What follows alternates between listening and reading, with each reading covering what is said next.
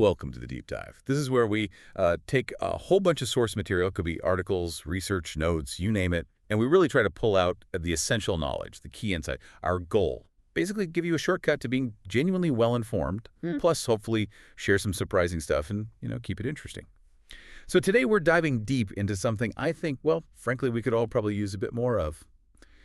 Finding joy in every moment. And the main source we're digging into is this really lovely book called Nothing is Worth More Than This Day by Kathryn and Petras. Oh, it's a great collection. The core idea really is that it's packed with 337 quotations. It's meant to be like a pick-me-up you can dip into.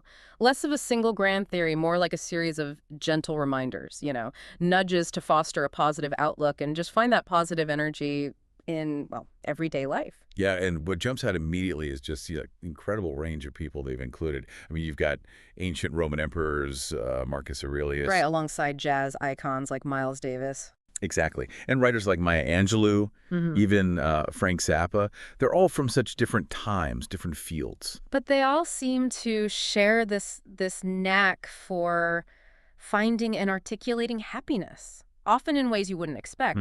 And the book itself, it has this clever little twist on the old glass half empty, half full thing. Oh, yeah. Instead of taking sides, it kind of suggests, well, the glass is actually completely full, half water, half air. Or my favorite part, it just says, look, the solution is simple. Fill the dang glass. Huh. I like that. And that's exactly the kind of spirit we're diving into today. Our mission here is to really explore the wisdom packed into these quotes. We want to give you practical takeaways, memorable ideas that hopefully you can use to find a bit more joy in your own daily life. It's not just about reading quotes, it's about understanding how these thinkers actually lived, right? Absolutely, how they approach their days. Okay, so as we started looking through this, the first thing that really leaps out, and it sets the stage for everything else, is that title. Nothing is worth more than this day. It's simple, but wow, it carries some weight. Really focuses you on the importance, the beauty of today. It really does. And it's fascinating how many brilliant minds across centuries and disciplines keep coming back to this core idea, this intense focus on the present moment. You have Mary Wollstonecraft, the writer and philosopher, putting it so directly. The beginning is always today. Right. No waiting. It's now. Exactly. No procrastinating on starting. And it's not just some abstract thought either. Like Miles Davis, the jazz legend, he made it really personal. He said, my future starts when I wake up every morning. That's when it starts, when I wake up into the first light. Then I'm grateful. It's about that immediate reset, that clean slate you get every single morning. It's like a daily reboot. Do you think we tend to forget that power of the daily reset? Oh, absolutely. I think we get so caught up in, long-term plans or maybe stuff that happened yesterday. Right, dwelling on the past. Yeah, but these voices, like Davis, they just shift that focus entirely. And they really stress the incredible privilege of just being here. That's a key point. Marcus Aurelius, the emperor philosopher, he said, when you arise in the morning, think of what a precious privilege it is to be alive. To breathe, to think, to enjoy, to love, it completely reframes the day, doesn't it? Not as a chore, but as this amazing gift. Exactly, a gift. And Louis Schwartzberg, the filmmaker, he builds on that so well. He says, it's not just another day, it's the one day that is given to you today. Oh, I like that phrasing, the one day. It's a gift. It's the only gift that you have right now, and the only appropriate response is gratefulness. It really makes you feel the significance of this moment, It really does. And maybe what's so powerful about this whole thread is how it pushes back against our usual mental habits. Regretting yesterday or worrying about tomorrow. Our default mode. Yeah. It's like this collective voice saying, hey, look around, recognize the unique, fleeting beauty of right now. It's almost a practical instruction, isn't it? A way to take charge of your own mind day by day. Totally. James Clavell, the writer, he captures it so vividly. Today you're here, and nothing you can do will change that. There is only now. Please look, it is so beautiful, and it will never happen ever again. Never. Not this sunset, never in all infinity. Lose yourself in it. Make yourself one with nature. Wow.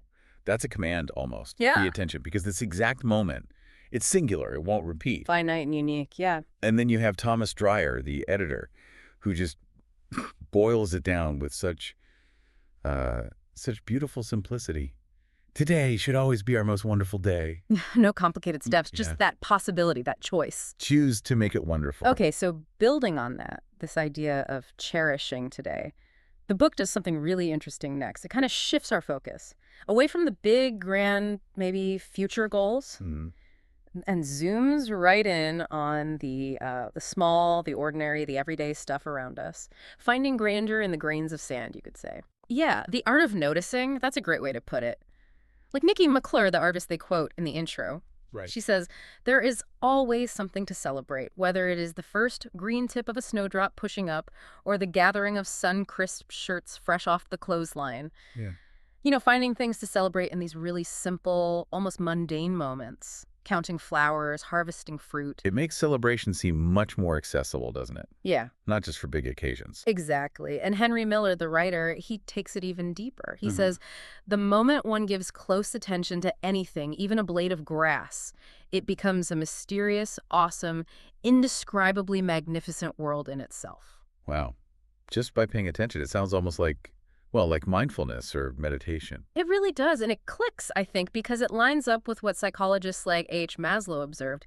He described self-actualizing people as having this wonderful capacity to appreciate again and again, freshly and naively, the basic goods of life with awe, pleasure, wonder, and even ecstasy.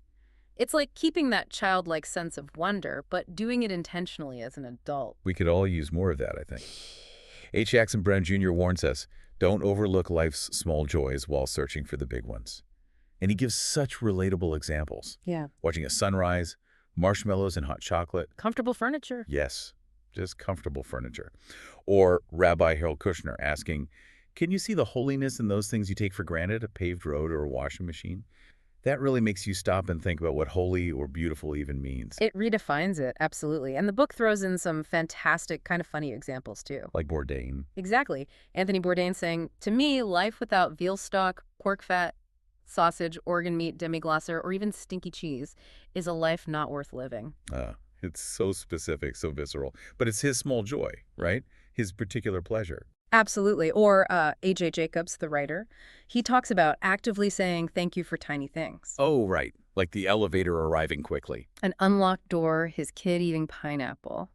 He says it's kind of great and powerful because he's suddenly aware of thousands of little things going right every day. That's the art of noticing put into practice. A deliberate choice to see the good stuff. It really makes you wonder then. I mean, if a physicist like Edward Purcell can look at snow and find rich and strange beauty in protons quietly precessing in the Earth's magnetic field. Which sounds incredibly complex. Right. So if he can find wonder there, what are we missing in our own supposedly ordinary lives? Is it just about slowing down enough to actually see it? That feels like a key question. And it suggests it boils down to choice again. Like Betty Smith, the writer, said, to look at everything always as though you were seeing it either for the first or last time. Thus is your time on Earth filled with glory. Choosing to see the glory that's already there. So from that quiet appreciation, that noticing, the book kind of bursts open with another much more energetic source of joy. Yeah, it shifts gears a bit. Laughter and movement. It's a whole different vibe. Definitely. The power of laughter comes up again and again. Stephen King nails it. You can't deny laughter. When it comes, it plops down in your favorite chair and stays as long as it wants. Huh. Like an uninvited but welcome guest. Exactly. And Milton Berle, the comedian, he called laughter an instant vacation. I love that. And John Cleese points out how it connects us. He says he's struck by how laughter connects you with people. It's almost impossible to maintain any kind of distance or any sense of social hierarchy when you're just howling with laughter. Yeah. Laughter is a force for democracy. That's a big claim for a simple chuckle, isn't it? It is, but it feels true. And what's really interesting is how often these sources link happiness not just to feelings inside, but to actual action. Like dancing. Exactly. Especially dancing. Uninhibited movement. Like Art Blakey, the jazz musician, said, "We are here to have a ball. So we want you to leave your worldly troubles outside and come in here and swing." It's an invitation to just let go. Move your body, share that physical joy. Yes. And it's not just about happy times either. Vivian Green's quote is fantastic. Life isn't about waiting for the storm to pass. It's about learning to dance in the rain. Wow. That reframes challenges completely. It really does. Oprah echoes it too. What I know for sure is that every day brings a chance for you to draw in a breath, kick off your shoes, and step out and dance. Like it's always an option. A daily chance to just Be free for a moment. hmm And you don't even have to be good at it. Martha Graham, the choreographer, basically gives everyone permission. Nobody cares if you can't dance well. Just get up and dance. No judgment. None. And Wayne Dyer adds, when you dance, your purpose is not to get to a certain place on the floor. It's to enjoy each step along the way. It really feels like they're handing out these universal permission slips. Yeah. Just let go, experience life fully. Totally. It's like the process of joy, the actual doing, that's the point, not some perfect end result. Reminds me of Dr. Seuss. It is fun to have fun, but you have to know how. And these quotes are kind of showing you the how, aren't they? In a way, yeah, they are. Okay, so when you put all these pieces together, appreciating today, noticing the small things, laughter, movement, or it feels like a lot of it comes down to something deeper. Like happiness isn't just about what happens to you. It's about choice, inner work, the inner architecture of happiness, maybe. That's a good way to put it. The power of personal choice is huge here. Groucho Marx, of all people, put it so well, with his usual wit. Yeah. He said, I, not events, have the power to make me happy or unhappy today. I can choose which it shall be. Yesterday's dead. Tomorrow hasn't arrived yet. I have just one day today, and I'm going to be happy in it. It's such a strong statement of self-control. Taking responsibility for your own state of mind. And Carlos Castaneda is even more blunt about it. We either make ourselves happy or miserable. The amount of work is the same. Oof. That one hits hard, doesn't it? Same effort, totally different results. Right. So if we choose happiness, then the next question is, well, how?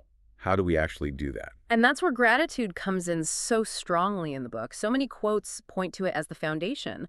Meister Eckhart, the theologian, he suggested, if the only prayer you said in your whole life was thank you, that would suffice. Just thank you. Yeah. That's incredibly simple but profound. It is, and Willie Nelson backs that up from his own experience. When I started counting my blessings, my whole life turned around.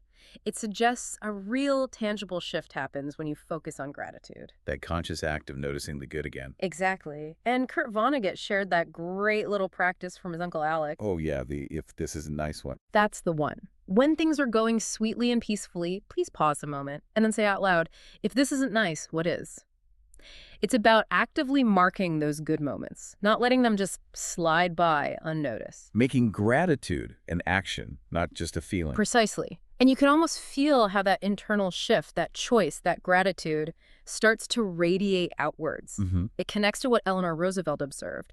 Since you get more joy out of giving joy to others, you should put a good deal of thought into the happiness that you are able to give. So it becomes generative. It's not just passive receiving, it's actively creating and sharing joy. Exactly. And ultimately, all these ideas seem to point towards happiness being less of a thing you chase and more of a way you are, a state of being. Right. Albert Camus warned about that endless search. You will never be happy if you continue to search for what happiness consists of. You will never live if you're looking for the meaning of life. Stop searching, start living, basically. And Alexander Solzhenitsyn puts it so starkly. A man is happy so long as he chooses to be happy. And Chris Hadfield, the astronaut, kind of brings it right back to us. Ultimately, the real question is whether you want to be happy. It really does feel like it comes down to that fundamental decision. Do you want it? Are you willing to choose it? Okay, so wrapping this up, this deep dive into finding joy in every moment, drawing from nothing is worth more than this day. That core message really sticks, doesn't it? The book aims to, like they say, fill your proverbial glass with optimism and good cheer. And I think it does. We've touched on the preciousness of today, how each day is a fresh start.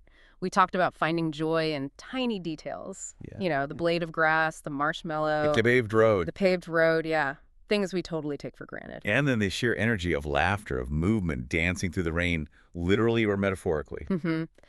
And how it all seems to circle back to choice. Our choice to pay attention, our choice to be grateful, our choice to lean into happiness. Embracing the now, basically, Yes. with all its little wonders. So after all this, after diving into how to find joy in every moment, here's something to maybe think about. What's one seemingly small, maybe overlooked detail in your life that you could choose to really see and celebrate today? Just one thing.